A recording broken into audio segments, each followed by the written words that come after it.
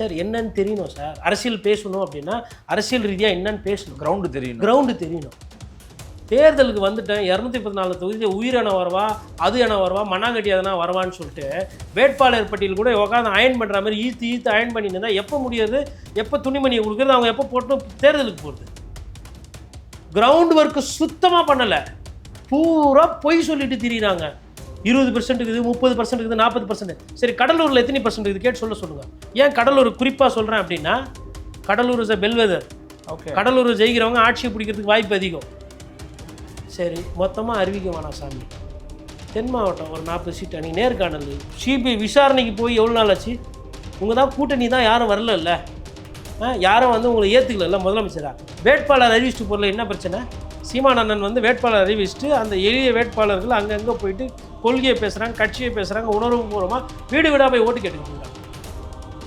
சொந்த கட்சிக்காரங்க 10 ஓட்டு எக்ஸ்ட்ரா வாங்கணுன்ற எண்ணம் தலைவருக்கே இல்லைன்னா என்னங்க பண்ணுறது? அந்த கட்சியை கடமை இருக்கிறது. என்ன கடமை? அப்புறமா வந்து நீங்கள் ஜெயித்து வர வேண்டும் என்று வாழ்த்து வரவில்லை, அன்பான அது நீங்கள் செய்து காட்டுவீர்கள் என்று சொல்ல வந்து. அப்போ இவர் செய்ய மாட்டார், தெரிஞ்சு போச்சா? இவர் இது சொன்னார் இல்லையா? இப்போ தார்மீக அடிப்படை இருக்கா? கமல் அவர்களை போய் நீங்கள் வந்து சார் கொஞ்சம் பிரச்சாரத்துக்கு வாங்க கூட முடியாதுல்ல. எப்படி கூப்பிடுவீங்க? நான் நிற்கலப்பா, எனக்கு சீட்டே இல்லை, ஒரு நாள் கால் சீட்டுக்கு இவ்வளோ காசு, கேரவேன் ஒன்று சொல்லிட்டு, சாப்பாடு கீப்பாடெல்லாம் ஹோம் மேடாக இருக்கணும், வருவேன் 2 ஹவர்ஸு, 2 ஹவர்ஸில் 2 தொகுதி பேசுவேன். ஒரு தொகுதி 45 மினிட்ஸ், ஒரு தொகுதி 45 மினிட்ஸ், 45 மினிட்ஸ் ரூட்டு. ஏர்போர்ட் பக்கத்தில் ஏறி நேராக வீட்டுக்கு வந்துடுவேன்.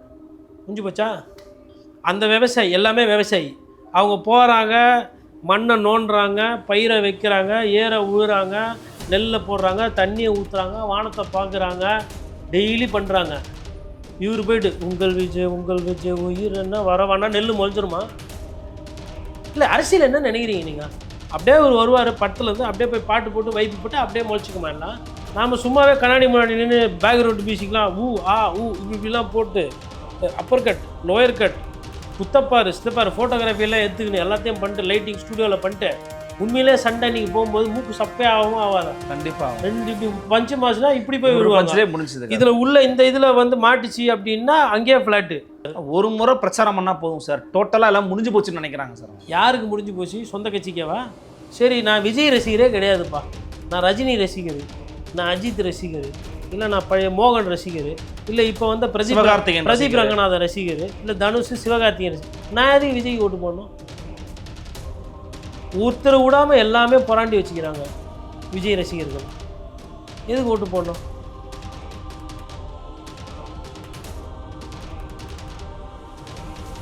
நிம்மதி ப்ராப்பர்ட்டி மேனேஜ்மெண்ட். கான்டாக்ட் 7667008999. நலம் தரும் நல்லார் சித்த மருத்துவமனை.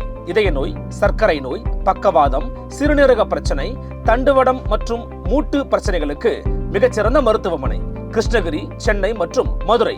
தொடர்புக்கு 8807666117 மற்றும் 8807666118. 4th ஸ்டேட் தமிழ் நேயர்களுக்கு அருள்மொழிவர்மனின் அன்பார்ந்த வணக்கங்கள். இது உங்கள் 4th ஸ்டேட் தமிழ் வழங்கும் பெருதலும் பெருதுகள் நிகழ்ச்சி. இன்றைக்கு நம்முடைய மீண்டும் இணைகிறார் மூத்த பத்திரிகையாளர் மரியாதைக்குரிய திரு கோடீஸ்வரன் அவர்கள். வணக்கம் சார். வணக்கம். நேயர்களுக்கு அன்பு வணக்கம். விஜய் அவர்களுடைய அறிவிப்போ அல்லது தேர்தல் குறித்தான செயல்பாடுகளோ இப்போது வரைக்கும் பெருசாக எதுவுமே வெளியில் இல்லை. ஆனால் கட்சி வந்து ஆக்டிவாக இருக்குது. ஒரு இடத்துல இப்போ நேற்று கூட ராஜமோகன் தோழர்லாம் வந்து பார்த்தீங்கன்னா நாங்கள் எழும்பூரில் நீக்க போகிறோன்ற மாதிரிலாம் அவரே வந்து அறிவிப்பெல்லாம் அவர் கொடுத்துருந்தார். இப்போ ஒரு இடத்துலையும் வந்து கட்சி வந்து கிரவுண்ட் லெவலில் இருக்குங்க, ஆனால் அவர் தலைவர் தாங்க வெளியில் வரலங்கிறாங்க. ரொம்ப அண்டர்எஸ்டிமேட் பண்ணலாமா நம்ம தாவேக்காவை? முதல்ல ஒருவேளை தோழர் ராஜ்மோகன் நிற்கிறாருன்னா எக்மோரில் அவருக்கு நிறைய ஓட்டு வரும். ஏன்னா நான் இருக்கிற தொகுதி நல்ல தொகுதி, அவருக்கு நல்லாவே வரும். அது ராஜ்மோகன்ன்ற அந்த தனிப்பட்ட நபருக்காக நான் பேசக்கூடியது. Okay okay. ஏன்னா பண்பாளர், தவறான வார்த்தையெல்லாம் பேச மாட்டார், கெட்ட பேர் எதுவும் கிடையாது, நல்ல தமிழ் சொல்லாடல் பட்டிமன்றம்லாம் பேசக்கூடியவர், எளியவர். பெரிய பணக்காரர், ரியல் எஸ்டேட் பண்ணாருலாம் கிடையாது. அப்படி ஒரு வேட்பாளர் இங்கே நிற்கிறாருன்னா அது ஒரு நல்ல போட்டியாக இருக்குன்றது என்னோட புரிதல். ஸோ அதை நான் முடிச்சிடுறேன். இப்போ அடுத்து வந்து இப்போ விஜய் சாருக்கு வருவேன். யார் தோத்தா யார் ஜெயிச்சா எனக்கு என்ன, அப்படி ஒரு நிலைப்பாடில் அவர் வீட்டுக்குள்ளே இருக்கு. இந்த நேரம் அவர் வெளியில் வந்திருக்கும். இல்லை, அந்த வேட்பாளர் தேர்வே கிட்டத்தட்ட முடிஞ்சிருச்சு. அதில் தான் தளபதி கான்சென்ட்ரேட் பண்ணுறாரு. இதெல்லாம் மற்றதெல்லாம் தலைவர் வந்த உடனே எல்லாமே நடந்துடும் அப்படின்றது தான் அந்த கட்சி தொண்டர்களுடைய பேச்சாக இருக்குது. சார் இப்போ நீங்கள் வந்து ஒரு லிஸ்ட்டை காட்டி பாஜக லிஸ்ட்டு காட்டி படிச்சிங்க, பாட்டாளி மக்கள் கட்சி லிஸ்ட் ஐஜேகே கூட 2 சீட்டுக்கு ஆமாம். கணக்கு காட்டி பேசுங்க. எனக்குன்னா வேண்டுதல்ல கேவி குப்பத்தெல்லாம் தெரிஞ்சு வச்சுக்கணும், இல்லை வந்து கீழ்வேலூர் பெண்ணாகரம் எப்படி இருக்கும், தருமபுரி எப்படி இருக்கும், இல்லை திருத்துறைப்பூண்டிக்கும் கீழ்வேலூருக்கும் என்ன வித்தியாசம், இந்த சைடு ஊட்டியில் வந்து இங்கே மேலே ஊட்டி, இது கூடலூரில் இப்போ அதிமுக திராவிட மணிக்கு போன வாட்டி சீட்டு கொடுக்கல, அதில் அதிமுக உள்ளே போகுது பொன் வசந்த், மேலே ஊட்டி மேலே வந்து பிஜேபி ஸ்ட்ராங்காக இருக்குது, இந்த சைடு இது குன்னூர் இருக்குது, குன்னூரில் வந்து திமுக காங்கிரஸ் பிஜேபி ஏடிஎம்கே எல்லாமே சேர்ந்து தான் அந்த 4 சீட்டில்.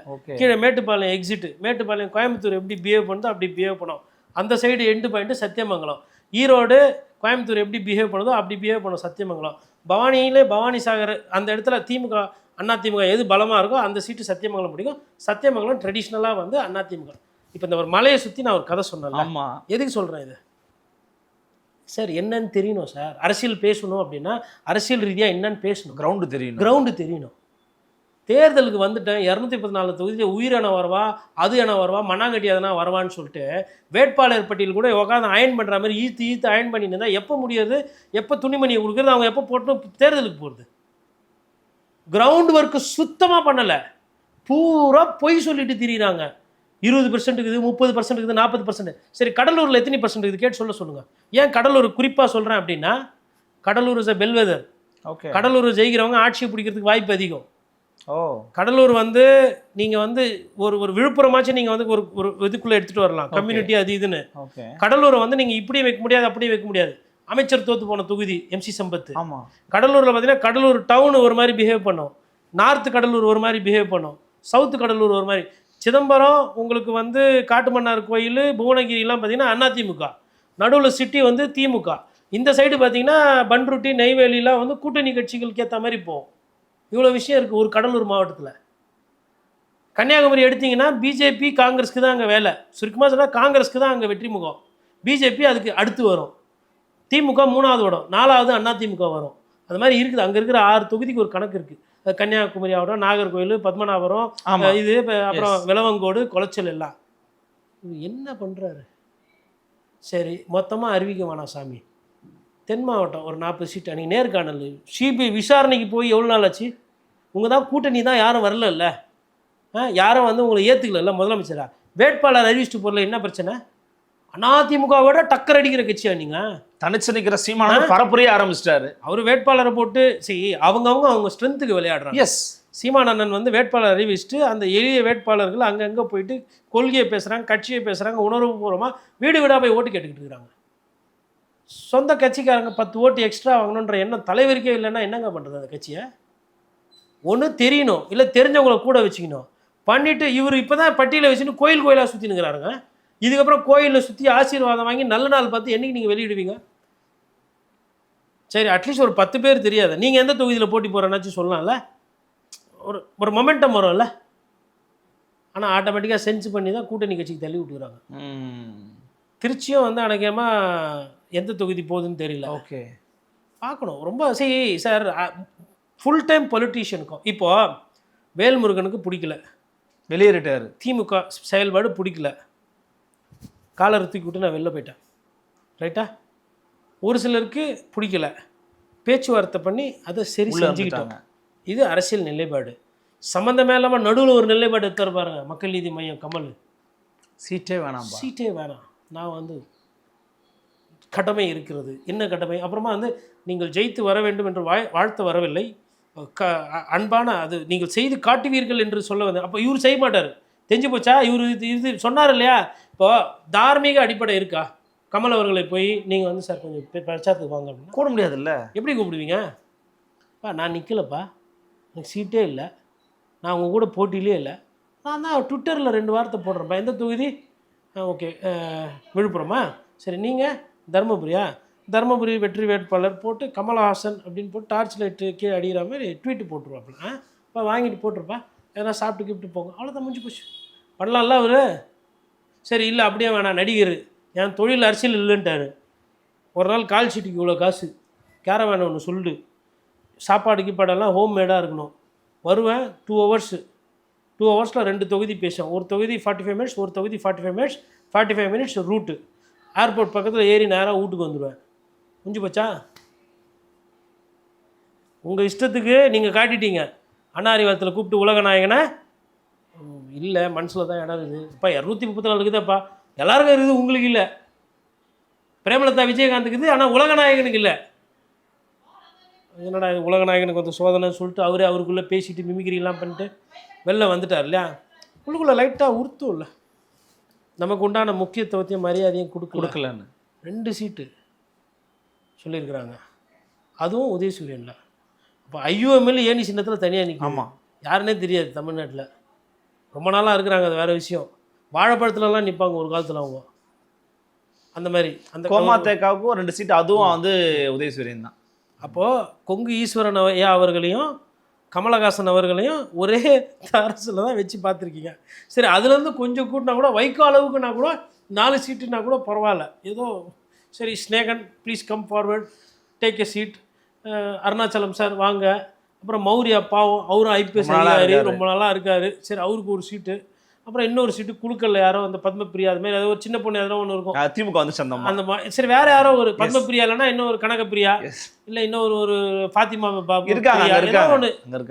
அந்த மாதிரி இருப்பாங்க கண்டிப்பாக. கமல் சார் பிடிச்சவங்க இல்லை பசங்க யாருன்னா இயக்கத்தில் இருக்காங்க. அதில் யாருன்னா ஒருத்தருக்கு இல்லை திடீர்னு வந்து யாரோ ஒரு சட்ட பஞ்சாயத்தில் இருந்து போனால் ஆறுமுகம் ஐயாலாம் அங்கே தான் இருக்கா. சட்ட பஞ்சாயத்தில் இருக்கிறதுலாம் ரொம்ப நாள் ஒர்க் பண்ணிட்டு இருந்தாங்க. இனிமேல் என்னத்துக்கு இருக்கணும்னு தான் அவங்க யோசிப்பாங்க. தேர்தல் ஆணையம் அங்கீகாரம் போயிடுங்க. அடுத்து ஓகே, தேர்தல் நிற்கல, உனக்கு எதுக்குப்பா அங்கீகாரம், எதுக்கு கட்சி நடத்துற, எதுக்கு சின்னோன்னு வாங்க.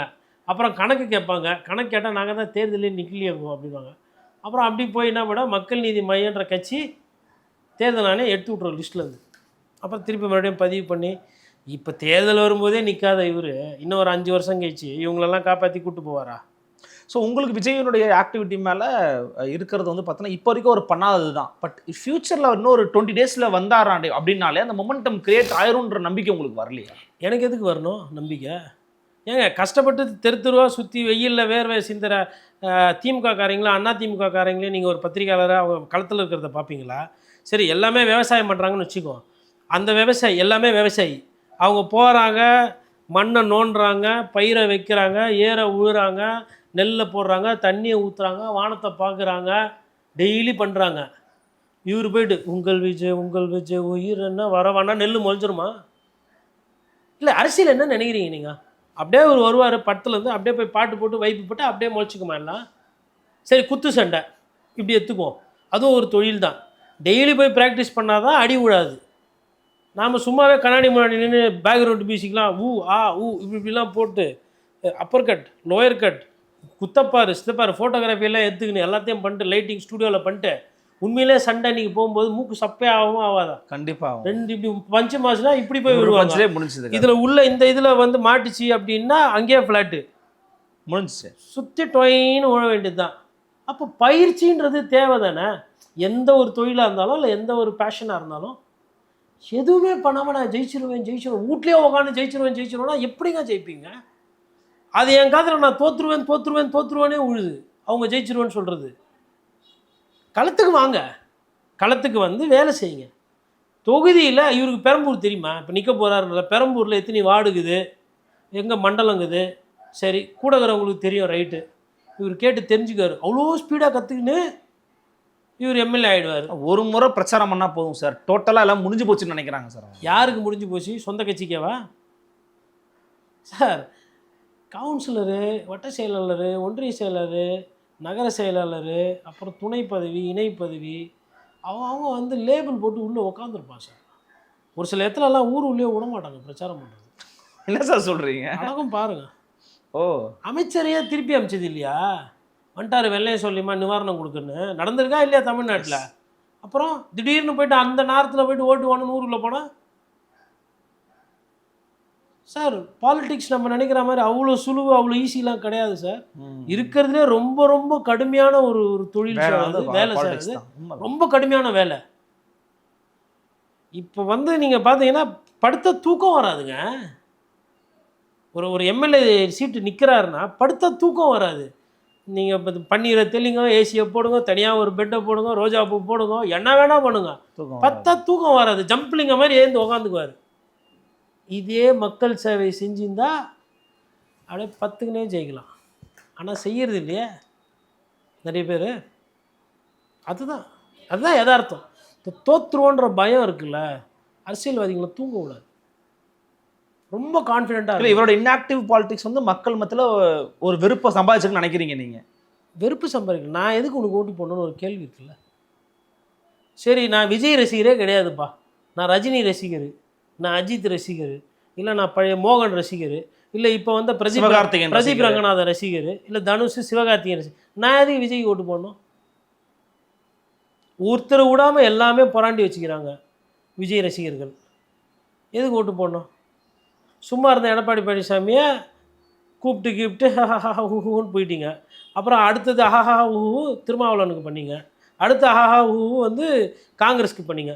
இப்படி எல்லாத்துக்குமே வந்து பேக்ரவுண்ட் மியூசிக் அஹஹா ஊன்னு சொல்லிட்டு எதுவுமே பண்ணலையே. அந்த கட்சிக்காரங்களாம் இப்போ உங்களுக்கு லூஸில் விடுவாங்களா? ஓட்டுன்னு வரும்போது அவங்க ஓட்டா உங்கள் ஓட்டானா அவங்க என்ன பண்ணுவாங்க? கையை உள்ளே விடும்போது கை மேலே ஒன்று நொட்டுன்னு போடுவாங்களா, இது எந்த எடுக்காத ஓட்டு அப்படின்னு. இன்னொன்று, அவங்களாம் ஊழல் பண்ணி வச்சுக்கிறாங்க காசு. யதார்த்தமாக பேசுகிறேன். நீங்கள் என்ன பண்ணி வச்சுக்கிறீங்க? ஏன் ஆதவர்ஜுனா இருக்கிறாரு, விஜய் இருக்கிறாரு. ஆதவர்ஜுனா வந்து ஒரு முன்னாள் அமைச்சருக்கு ஈக்குவலாக டக்கர் குத்துருவார். மார்ட்டினோட மருமகன் சார். இருக்கட்டும், சரி பார்ப்போம் ரிசல்ட்டில். நான் மார்ட்டின் மருமகன் இல்லைன்னு நான் சொன்னேன். நானும் அதை தான் சொல்கிறேன். மார்ட்டினோட மருமகன் தான், பெரிய பணம் படித்தவர் தான், லாட்ரி வியாபாரத்தில் கொடி கட்டி பணத்தை இறக்க போகிறாரு கட்சிக்காக. இறைச்சா மாதிரி தெரியலையே. எவ்வளோ இறைப்பீங்க? யாருக்கிட்ட இறைப்பீங்க? இறைக்கும் போது தூக்கின்னு போயிட்டாங்கன்னா, ஃப்ளைங் ஸ்குவாடில் பிடிச்சாங்கன்னா திருடனுக்கு தேல் கொட்டின மாதிரி கருப்பு பணத்துக்கு கணக்கு காட்ட முடியாது. ஓகே, புரியுதுங்களா? இன்ஃப்ராஸ்ட்ரக்சர் வேணும். யார் வேணால் அரசியல் பண்ணிட்டா அப்புறம் நாட்டில் முக்கால்வாசி பேர் அரசியல் தான் பண்ண இருப்பாங்க. எல்லாருமே போய் ஜிம்முக்கு போய் மாஸ்டர் ஆகிட்டா அப்புறம் என்ன வருது? ஜிம்முக்கு போனவங்களாமா மிஸ்டர் இந்தியா ஆயிடுறாங்க, இல்லை குருவாயிடுறாங்க. இல்லை ஹார்மோனியத்தில் கை வச்சவங்களாம் ஏஆர் ரகுமான் ஆகிட்டாங்களா? இப்போ நீங்கள் கூட எனக்கு ஒரு ஹார்மோனியம் வச்சுட்டு லாங் ஷாட்டில் 2 லைட்டு போட்டிங்கன்னா உண்மையிலேயே ஹார்மோனியம் வாசிக்கிற ஒரு மாதிரியே இருப்போம். பார்க்கும்போப்பா என்னம்மா பத்திரிக்கையாளர் பயங்கரமாக வாசிக்கிறாப்புல, வேறு எதுவும் மியூசிக்கு பேக்ரவுண்ட்லேருந்து தெரியுமா? கரெக்டாக டெஸ்ட்டு வச்சா மாட்டிக்குவேனா? எஸ். சரி, யதார்த்தத்துக்கு வரணும். பெரிய பெரிய ஜாம்பவான்கள் அரசியலில் தோத்துருக்குறாங்க. மோடி சர்வ வல்லமை படுத்த மோடி வாரணாசியில் ட்ரெயிலிங் பார்த்தோம்ல. இப்போ அப்புறமா தானே 4 ரவுண்டு 5 ரவுண்டுக்கு மேலே பயத்தை காட்டினாங்கல்ல உயிர்ப்புல. இன்னைக்கு பதவியில் இருக்கிறதுனால மோடி பெரிய ஆள், வேட்பாளராக வந்த அன்னைக்கு டம்மியான ஆள், சாதாரண ஆள் தான். தோக்கிறதுக்கு வாய்ப்பு இருந்ததா இல்லையா? ஒன்றும் பெரிய வித்தியாசத்தெல்லாம் ஜெயிக்கலையா அவரு? பயத்தை காட்டிட்டாங்க. பாஷா சர்வ வல்லமை படுத்த ராகுல் காந்தி பார்க்கறதுக்கு அழகாகிறார், ரோஜாப்பூ கலரில் இருக்கிறாரு, சிரிச்சா அழகாகிறாரு, இப்படிங்கிறாரு அப்படிங்கிறாரு. போயிச்சா? ஏன் போச்சு? ஏன் தோத்தாரு? ஒர்க்கு இல்லை, உழைப்பு இல்லை, வேர்வை சிந்தவில்லை, மக்களோட அன்பை பெறலை, மக்கள்கிட்ட பழகலை, மக்களுக்கு நேரம் செலுத்தலை, மக்களுக்குன்னு எதுவும் பண்ணலை, மக்களோட பிரச்சனை மக்களோட தேவை காதில் ஏறலை, மக்கள் அங்கீகரிக்கல. அந்த தேர்தல் பார்க்கலாம். உழைப்பு இருந்தால் மக்கள் அங்கீகரிப்பாங்க அப்படிங்கிற ஒரு முக்கியமான ஒரு விஷயத்தை வந்து சொல்லி முடிச்சிருக்கிறீங்க. பலவிதமான அரசியல் கருத்துட்டு பகிர்ந்துருக்கிறீங்க. எங்களுக்காக கூட வருகணும் பொறுத்தவரைக்குமே மிக்க நன்றி சார். நன்றி. நன்றி. சந்திக்கலாம். வணக்கம்.